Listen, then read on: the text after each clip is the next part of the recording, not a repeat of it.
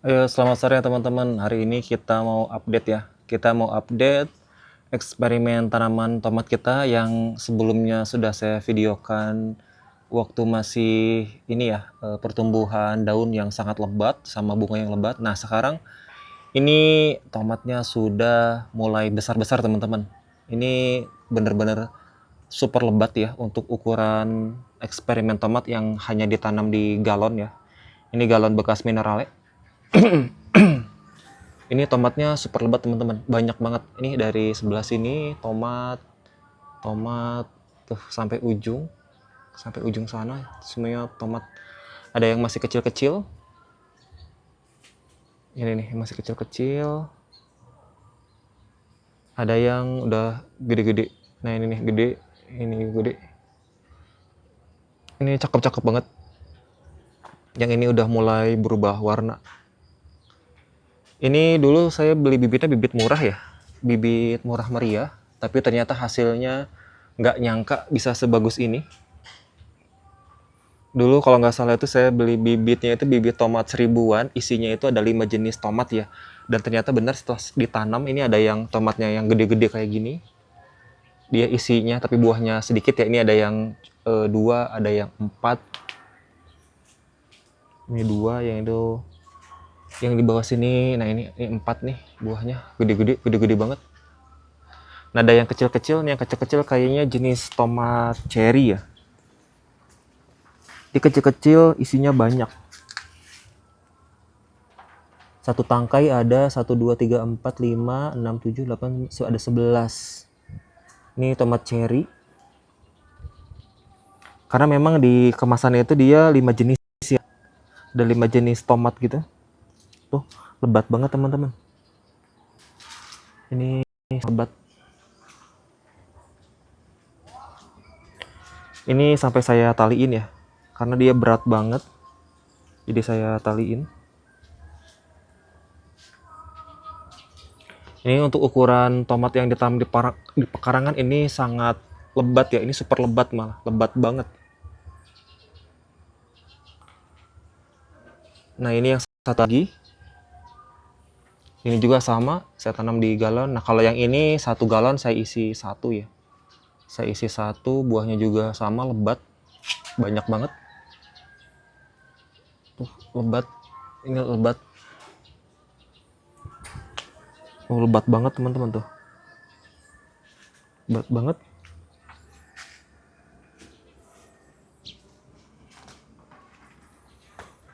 Nah ini nih, ini yang berbuah isinya 4 nih. Tuh gede-gede banget teman-teman ya. Cakep tuh. Nah ini yang isinya 2 nih. Banyak banget.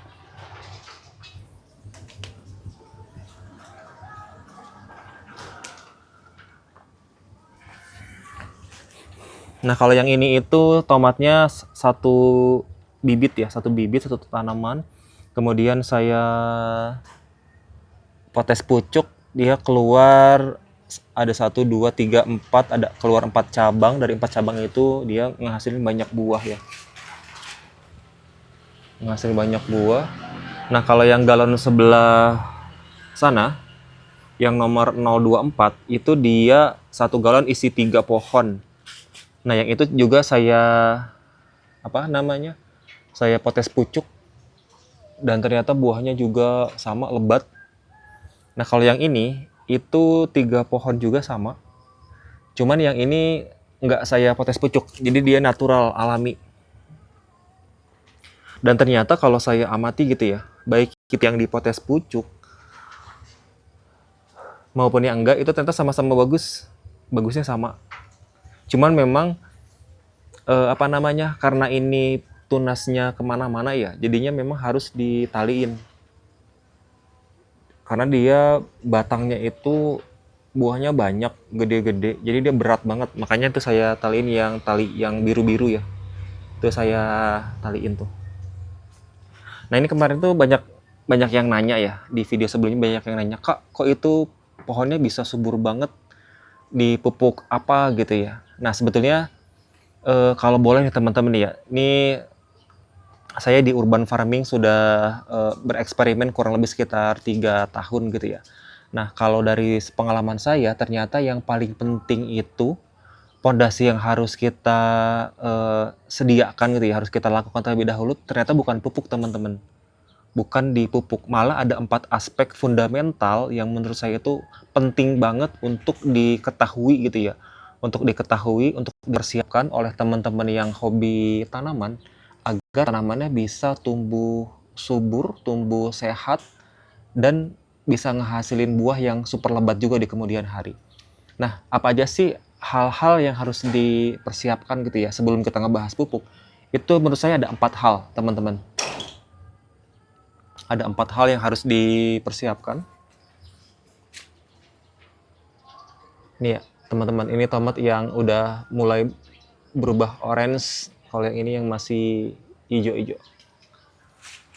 Nah, dari 4 hal itu apa saja sih yang harus kita kuasai, kita persiapkan gitu ya, agar menghasilkan tanaman yang bagus. Terlebih kalau kita nanamnya di pekarangan rumah gitu ya, kayak saya ini kan di depan rumah nih. Nah, yang pertama itu adalah matahari, teman-teman. Jadi kalau misalkan teman-teman mau nanam, apapun media tanamnya ya, mau itu di tanah, mau itu di planter bag, polybag, di pot dan lain-lain, pastikan tanaman yang akan teman-teman tanam itu dapat matahari full.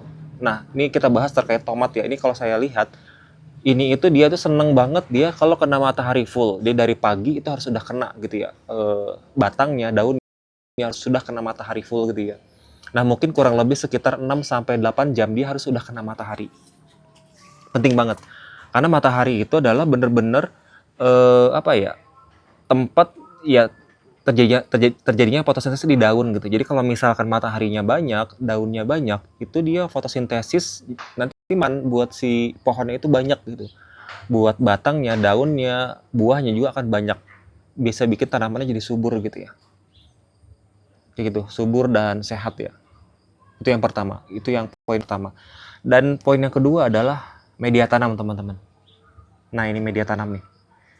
Media tanam yang ada di galon. Nah, kalau dari pengalaman saya, ternyata media tanam itu bukan tanah, teman-teman. Kalau tanah itu adalah bagian dari media tanam. Jadi dulu awal-awal saya juga pakai tanah dosa sampai beli tanah Lembang. Jadi saya pakai tanah Lembang tok. Nah, ternyata media tanam yang saya gunakan kurang cocok, terlebih untuk tabulam pot gitu ya. Tanaman-tanaman yang ada di dalam pot, polybag, planter bag. Nah, dari pengalaman saya, ternyata media tanam yang baik itu adalah media tanam yang poros, gembur, dan kaya akan oksigen gitu di media tanam. Jadi media tanam nggak padat gitu ya. Nah, dari pengalaman saya sebelumnya, itu ternyata media tanam yang baik itu adalah media tanam yang di dalamnya itu dia terdiri dari beberapa unsur gitu ya. Dari mulai ada komposnya, ada unsur haranya, ada mikrobiologinya, kemudian juga dia bisa menyimpan udara di dalamnya, jadi nggak padat gitu. Nah, waktu itu saya nggak sengaja nonton-nonton di urban farming di luar negeri gitu ya, itu ada kajian terkait soil system, teman-teman. Soil system. Nah, akhirnya dari dari referensi yang saya tonton tersebut, akhirnya saya coba tuh duplikasi ke material-material yang bisa saya gunakan di sekitar rumah gitu ya. Akhirnya saya dapatlah formulasi. Akhirnya saya mulai ngeracik media tanam soil system versi saya sendiri gitu ya. Jadi ini tuh bukan tanah, teman-teman. Ini itu dia campuran dari sekam bakar, sekam lapuk, kemudian kohe yang sudah terfermentasi, kemudian daun bambu lapuk, dikasih dolomit SP36 dan difermentasi sama M4 sama molase. Jadi ini tuh bener-bener nggak ada tanahnya, teman-teman. Jadi ini tuh bukan tanah ini. Ini tuh bener-bener bahan-bahan organik yang ada di sekitaran rumah saya yang saya manfaatin untuk saya jadiin media tanam. Dan ternyata hasilnya, teman-teman, sangat luar biasa jauh hasilnya dengan kalau kita hanya menggunakan tanah gitu ya. Kayak gitu. Ini media tanam yang saya gunakan adalah media tanam soil system. Jadi poin yang kedua adalah pastikan media tanam yang kita gunakan, terutama banget yang nanamnya di pot-potan gitu ya, itu sebisa mungkin hindari tanah sih. Kalaupun pakai tanah ada gitu ya, porsinya jangan terlalu banyak gitu ya. Tujuannya apa? Tujuannya agar media tanam yang kita gunakan itu nggak gampang padat, nggak gampang mengeras, tetap bisa ada pori-pori udaranya gitu ya, karena tanaman juga butuh oksigen gitu ya. Itu hasil bisa kayak gini teman-teman. Bisa jadi berbuah lebat, tanamannya bisa subur, daunnya juga lebat, ketika berbuah pun dia lebat kayak gitu. Itu yang poin yang kedua ya. Nah, untuk poin yang ketiga itu adalah pengairan teman-teman, irigasi. Jadi pastikan media tanam yang kita gunakan itu dia selalu lembab. Jadi kebutuhan airnya tercukupi kayak gitu ya. Tapi jangan juga dikasih airnya terlalu banyak gitu ya, sehingga dia menggenang. Apalagi misalkan media tanamnya nggak tepat gitu ya, padat, disiram air banyak, dia malah menggenang. Paginya menggenang, siangnya terik matahari dia kering gitu ya. Nah itu nggak bagus buat tanaman. Jadi ternyata tanaman itu dia lebih senang yang lembab stabil. Nah kalau teman-teman punya tuh idealnya itu justru sebetulnya pakai irrigation drip gitu ya. Jadi dia netes sedikit demi sedikit dari pagi sampai sore, nah malamnya dimatiin kayak gitu. Itu yang benar-benar bagus banget. Nah kalaupun misalkan itu nggak ada, ya setidaknya harus ada kombinasi, berarti kolaborasi antara media tanam yang tepat, poros, gembur gitu ya, dengan penyiraman yang teratur kayak gitu teman-teman. Jadi pastikan jangan terlalu becek, jangan menggenang, dia harus lembab, poros drainasenya bagus juga gitu ya. Jadi ketika disiram dia tidak menggenang tapi bisa turun secara teratur kayak gitu. Itu poin yang ketiga. Nah, poin yang keempat, agar menghasilkan tanaman yang subur gitu ya, bisa berbuah sangat lebat kayak gini nih. Poin yang keempat adalah terkait pencegahan dan pengendalian hama, teman-teman. Jadi kita belum ngomongin pupuk nih di sini nih, belum. Jadi masih bener-bener ke tahap persiapan gitu. Jadi kenapa bukan pupuk dulu, tapi harus 4 hal tadi gitu ya, yang terakhir terkait pengendalian pencegahan hama dan pengendalian hama, karena kita harus memastikan dulu tanamannya itu sehat teman-teman. Tanaman sehat, dia tidak berpenyakit, tidak lagi terserang penyakit gitu ya. Karena dengan tanamannya kita itu sehat, ketika dikasih pupuk itu dia responnya akan sangat cepat. Jadi ibarat manusia nih, ketika dianya lagi fit gitu ya, dikasih makanan yang banyak, itu dia makannya lahap gitu ya. Tapi kalau misalkan dia sakit, ada makanan enak pun, makanan mahal pun, makanan banyak pun, dia nggak akan bisa makan gitu. Misalnya nih sariawan gitu ya, susah makannya gitu, walaupun makanannya enak gitu ya. Nah jadi itu harus dipastikan tuh. Jadi harus dipastikan terkait pengendalian dan pencegahan hama gitu. Nah kalau misalkan 4 hal tadi sudah terpenuhi gitu ya, dari mulai mataharinya terpenuhi, media tanamnya sesuai, kemudian irigasinya juga, pengairannya juga teratur, ditambah pencegahan dan pengendalian hamanya juga baik gitu ya, tanamannya sehat, barulah kita kasih pupuk gitu ya. Nah itu kalau dikasih pupuk, wah itu teman-teman, dari kecil tanaman itu cepet gedenya. Seperti yang sudah saya share sebelumnya ya, di video-video sebelumnya, itu tanamannya subur-subur banget. Batangnya gede, daunnya hijau glowing, kemudian daunnya lebar-lebar, tebal kayak gitu. Dan ternyata terbukti teman-teman, ketika dia sehat, dikasih pemupukan yang teratur juga gitu ya, pupuk yang tepat, ya hasilnya kayak gini teman-teman. Tuh, dia lebat banget jadinya. Lebat banget. Baik itu yang di tanamannya 3, yang dipotes pucuk, yang nggak dipotes pucuk, yang tanamannya cuman 1. Itu bagus-bagus banget teman-teman tuh. Lebat banget ini. Ini super lebat sih. Jadi gitu teman-teman. Jadi bukan langsung ke pupuk teman-teman ya. Jadi pastiin 4 hal tadi sudah terpenuhi. Jadi coba cek, pastiin tanaman teman-teman itu nantinya akan ditempatkan di mana, akan ditanam di mana, agar 4 hal tadi terpenuhi terlebih dahulu kayak gitu. Nah nanti setelah itu terpenuhi, barulah kita masuk ke perawatannya. Pakai pupuk apa, ketika dari fase vegetatif, dari penanaman bibit pertama sampai dia tumbuh, sehingga menghasilkan bunga, kemudian berbuah, itu nanti akan saya share teman-teman ya di video berikutnya, kan ini juga udah terlalu panjang sepertinya. Jadi pastiin teman-teman 4 hal tadi dipersiapkan dulu. Kalau misalkan yang tadi sudah siap, di video berikutnya akan saya share ya terkait pemupukannya seperti apa, pupuk yang digunakannya apa, sehingga tanamannya bisa berbuah selebat ini. Oke teman-teman, terima kasih yang sudah menonton sampai detik ini ya. Bila video ini bermanfaat, tolong dibantu subscribe teman-teman ya.